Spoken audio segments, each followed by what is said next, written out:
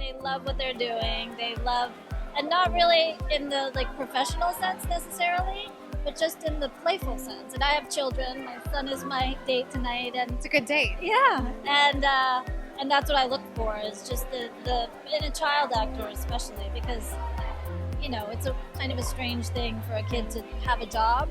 So you don't want.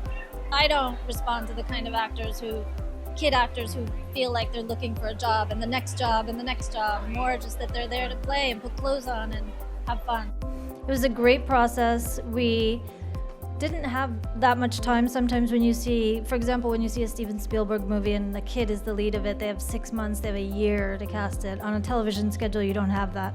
So we had to do with, and it was a small show. No one ever thought anyone was going to see it. So it was the first, I think it was the first original that Netflix did. And so we just did a worldwide search and did everything we could as fast as possible and hoped that interesting kids would bring the material to life. And the truth is that the material was so great and so set.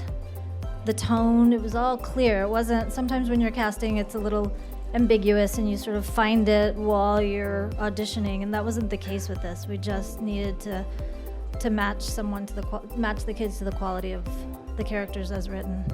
What did you have to do to go and find those right kids for the role? Because that's really important. You don't want them to be too precious or too stagey.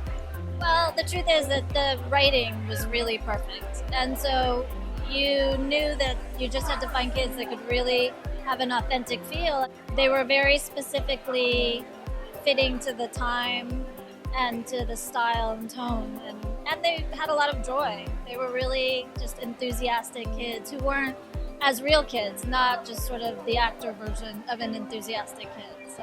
Sure, this was a big thing, but they were destined for what's happening to them, for sure. They were dedicated and curious and artistic and really enthusiastic about imagination, even more than sort of ambition, which often with kid actors, it's sort of about working, and these guys just have a lot of fun. The Duffers are really specific and they have a real point of view, and so no part is cast just sort of by seeing just a handful of people. We really dig, and for that part, and for Steve, the Joe Keery part, which was not originally a series regular. It wasn't even a big part. It wasn't until we met him and cast him that they changed that part to fit him, and now he's a big part of the cast. So the two of them, we were very lucky. But Millie to me was, I mean, obviously, playing 11 was such a specific role, a specific person to play that role. Did you know right away when you saw her audition tape that she was the one?